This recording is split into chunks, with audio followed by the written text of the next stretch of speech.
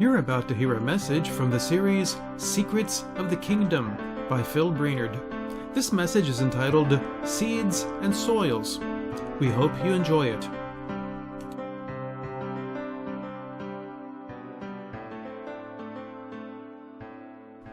Do you want to hear a secret? Most people, if they hear those words, will say, yes, sure. There's something very compelling about secrets. It starts in our childhood and goes right up through adulthood and lives until the day we die. In our culture, we're surrounded by images of secret things. Maybe it's a secret garden, a place where only a few can go. Maybe it's a secret room, a place that few people know about, a place where things can be hidden. Maybe it's a secret island, a peaceful, quiet place where you can escape from the turmoil of the world. If you spend any time in the bookstore, you'll see things like this: the secret to investing, the secret to good health, the secret to a happy life. So many secrets. Why is this? Why do so many people find the idea of a secret attractive?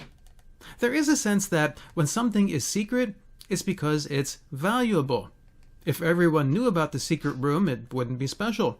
It would just be a room. If everyone knew about the secret garden, it would no longer be a retreat for a small number of people. It could get crowded. Then it wouldn't be worth anything anymore. Maybe there's also a sense that secrets are only shared with people who are worthy of the secret. Maybe there are people who would come to the secret garden and trample all the plants. Why tell them about it? So there's a sense of value to secrets. And here's the big point. If someone has a secret and they tell it to you, it's because there's something special about you. You're worthy to hear. It's a privilege to be let in on a secret. That's why some people hate the idea of secrets. They hate the idea of privilege. We should all share valuable things, these people would say. So to many, secrets are always a bad thing. Is that true? Is there such a thing as a good secret? Well, we're going to find out today that the answer is yes.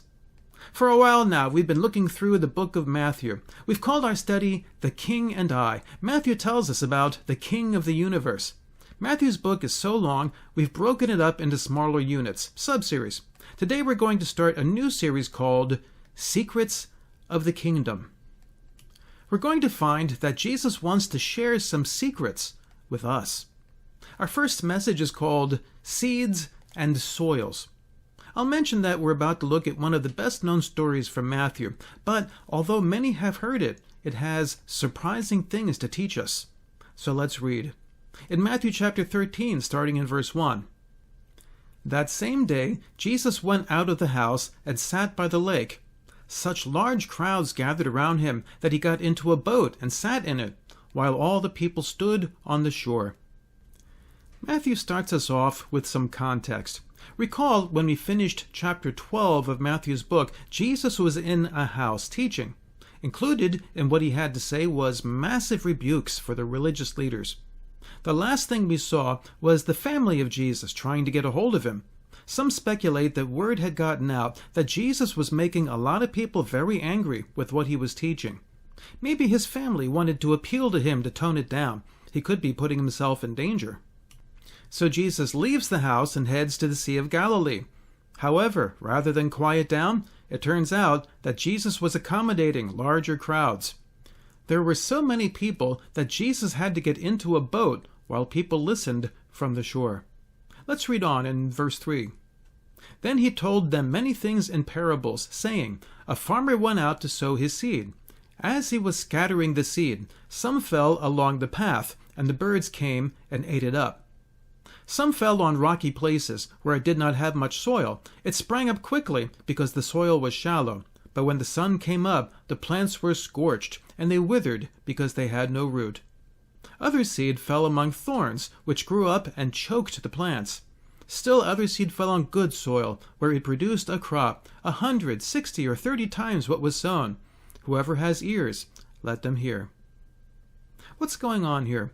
Let's take this apart and find out. We read in verse 3, Then he told them many things in parables. Jesus is going to speak to people in something called a parable. What is that? The word parable starts with a Greek word, para. That word means to come alongside of something.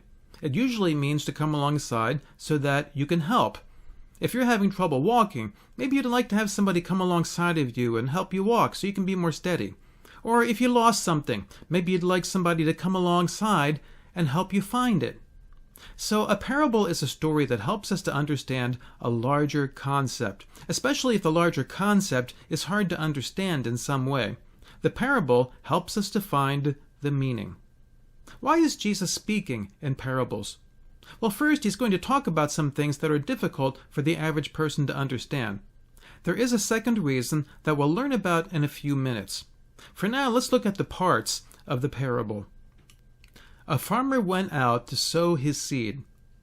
Here's why a parable helps us. The person telling the parable feels that they're explaining something that their listeners have never experienced. So a good teacher will try to find something that his listeners have experienced, something that can be used as a stepping stone to more complex topics. In this case, everyone in ancient Israel was familiar with farming. 90% of the people who were listening were farmers. Because farming was so common, the 10% that were not farmers at least saw a farmer at some point in their lives. If I were telling a parable today, I might use something that today's listeners have experienced. For example, most people have ridden in a car or bus. So let's say that you're about to do something that I believe will be unproductive. I might say something like, if you keep doing that, you'll be like a car with all flat tires. Most people have had the experience of riding in a car and hearing that sound that only a flat tire can make. I certainly have. So that would be familiar, and that's where Jesus starts. In those days, farmers planted most of their seed in the spring. Now, if you want to grow vegetables, you might plant each seed carefully in the ground by hand. However, if you wanted to grow wheat, you ran into a problem. With wheat, you need to plant a whole lot more seeds. In order to do that, you had to do something that let you cover lots of ground quickly. So you just walked along your farm with a bag that had seed in it. You reached in and threw out handfuls as you walked. Now, the good news about this is it's fast. The bad news is it's less accurate than planting the seeds one at a time. So some of the seed falls places you don't want. Jesus gives his listeners 3 scenarios where this happens. In verse 4, as he was scattering the seed, some fell along the path, and the birds came and ate it up. Today we're accustomed to well-planned roads that go in nice straight lines. In ancient times, though, roads like that were rare. Most roads wound around and turned left and right. They might pass through someone's property. In some cases, what people called a road was in reality a well-worn path where lots of people walked. For a seed to grow, it needs nice, soft soil. That's why farmers plow their fields. But they can't plow on paths and roads. So when the farmer threw seeds, some of the seeds would fall on this hard soil. The seeds couldn't even penetrate a millimeter. So as soon as the farmer moved along, the birds followed. Jesus moves on to a second unproductive scenario in verse 5. Some fell on rocky places where it did not have much soil. It sprang up quickly because the soil was shallow, but when the sun came up, the plants were scorched, and they withered because they had no root.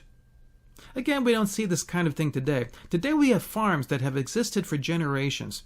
In ancient days, there were fields and forests. If you saw a piece of property and you wanted to farm, you had to clear out lots of things.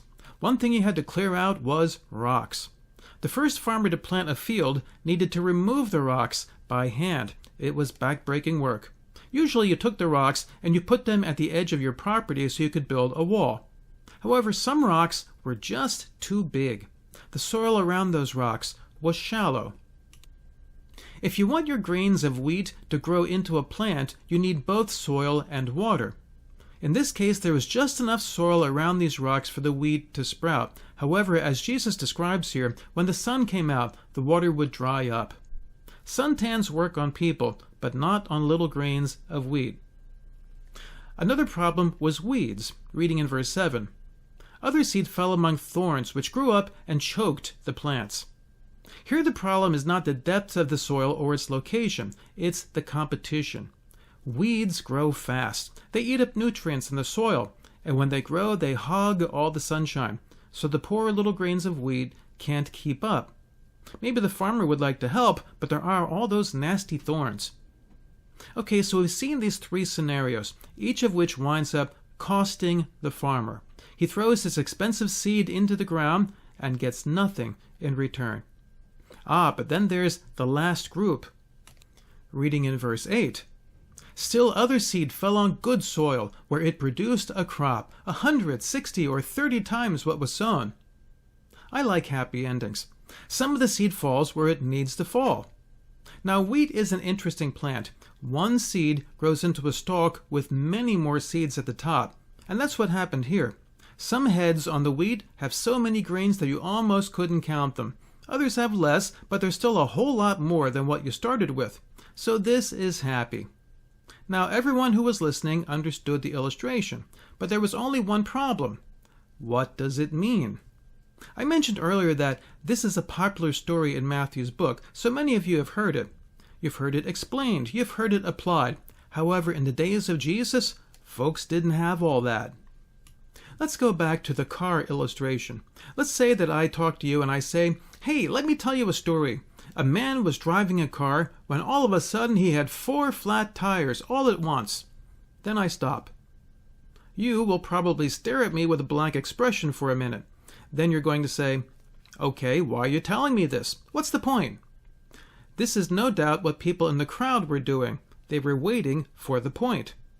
Jesus gives them a very interesting response in verse 9. Whoever has ears, let them hear. In essence, Jesus says to this crowd, you figure it out. Some of you will be able to handle it. Some will not. Why did he do that? Well, that's a question his disciples had too, reading in verse 10. The disciples came to him and asked, "Why do you speak to the people in parables?" Now everyone's curious. Here's what Jesus says. Reading in verse 11. He replied, "Because the knowledge of the secrets of the kingdom of heaven has been given to you, but not to them. Whoever has will be given more, and they will have an abundance. Whoever does not have, even what they have will be taken from them. This is why I speak to them in parables. Though seeing, they do not see. Though hearing, they do not understand." Look at that. The knowledge of the secrets of the kingdom of heaven has been given to you, but not to them. There's that word, secrets. Jesus is sharing secrets with some people, but not with others. Why? In chapter 12, we spend considerable time explaining the size of the error made by the religious leaders. They had the Lord of glory standing right in front of them. They saw amazing acts of supernatural power that people throughout the rest of time could only envy. And yet, they were so evil, so wrapped up in their pursuit of power, they credited the miracles that they saw to the devil. This was a major turning point in the ministry of Jesus. Prior to this time, everyone saw the same thing. Everyone was given the same evidence of who Jesus was. From here on, there was going to be a lot more focus. Some people would be privileged. They would have secrets revealed to them. Others would be excluded. Reading in verse 12. Whoever has will be given more, and they will have an abundance. Whoever does not have, even what they have, will be taken from them. Those who already received and understood the work and person of Jesus would learn more. Those who saw the evidence, who heard the teaching, but who still turned away, would be left with nothing. To fully understand this, consider the people who were in the crowd. Perhaps a few of the Pharisees who condemned Jesus felt that they still needed to keep an eye on him. I guess they didn't have enough of a verbal beating from Jesus. From now on, there was no hope of them understanding. Then there were people who found Jesus interesting, but they failed to fully commit to following him. Those who were not serious would learn nothing from this point forward. Why is that? And how do parables fit in? You see, to understand a parable, you need a few things. At first, you need an explanation, at least when you're starting out. We'll see in a moment that an explanation is coming for those fully committed to Jesus. If I say a man was driving and had 4 flat tires, and I say nothing else, there's no way anyone can figure out the meaning on their own. Next, you need to know the person who is telling the parable. The last thing you want to do with a parable is sit around and try to figure it out without understanding its context in the life and ministry of Jesus. We'll find over the next few sessions that this is vitally important. From here, Jesus continues to explain his place as Messiah.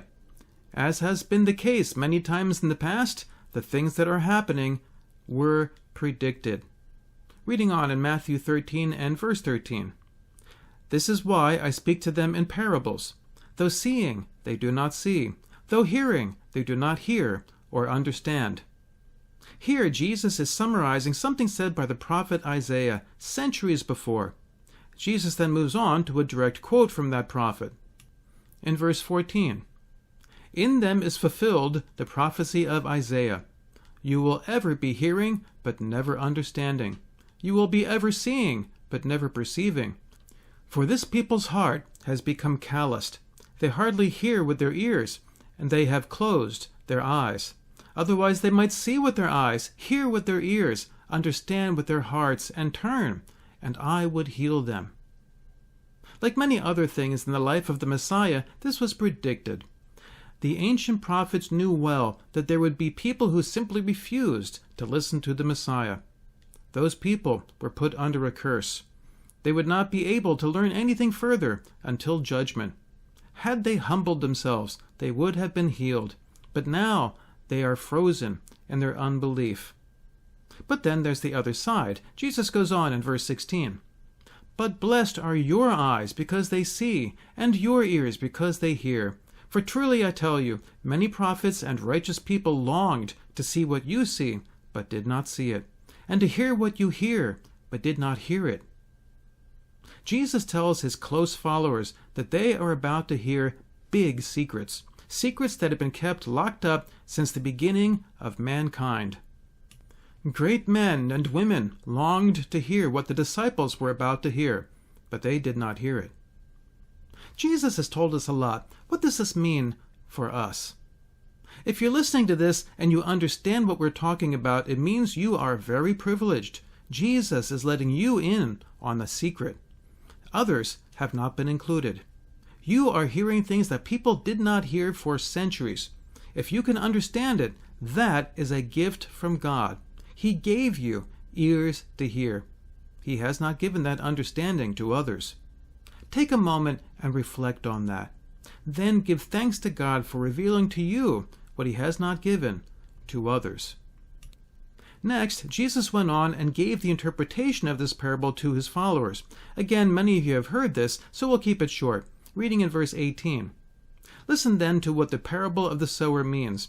When anyone hears the message about the kingdom and does not understand it, the evil one comes and snatches away what was sown in their heart. This is the seed sown along the path. If you've been a follower of Jesus for even a few days, you've seen this. You try to tell your friends and family about Jesus, and they don't understand. I've known people who have heard the message of the kingdom explained as clearly as it could be. However, they don't get it. Jesus says that's the evil one snatching away what was sown. In verse 20, the seed falling on rocky ground refers to someone who hears the word and at once receives it with joy. But since they have no root, they last only a short time. When trouble or persecution comes because of the word, they quickly fall away. This is one that takes longer to see. However, it happens a lot. One of the premier examples took place when terrorists attacked the United States on September 11, 2001. Everyone in America and many around the world had a sense of impending danger. So lots of people ran into churches. However, as soon as the sense of impending danger was gone, so were many of those people.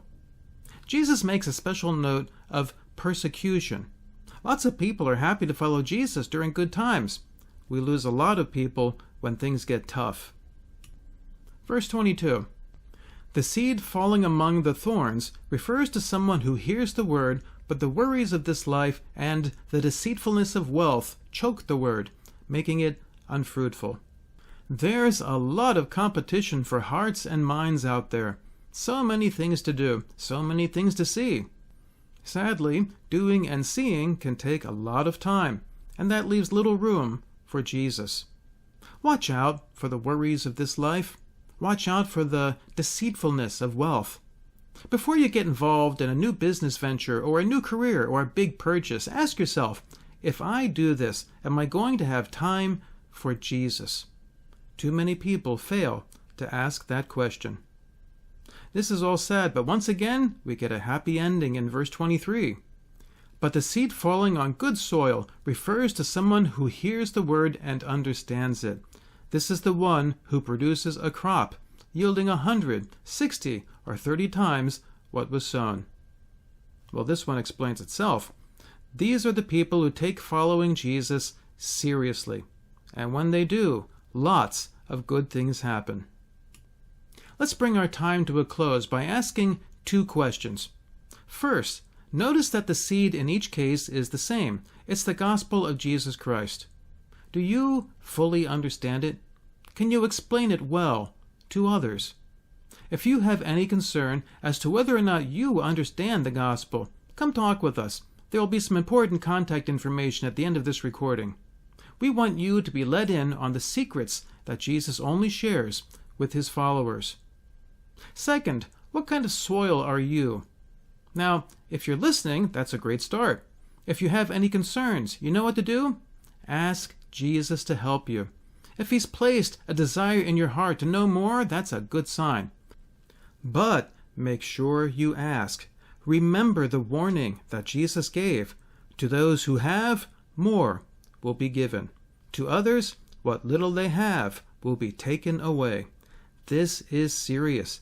Don't put it off. Jesus has started to share some secrets with us today.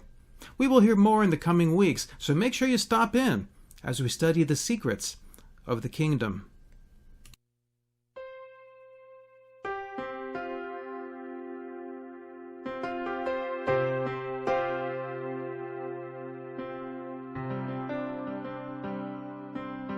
You just heard a message by Phil Brainerd, Seeds and Soils. If you want to learn more, contact me through my website, philbrainerd.com.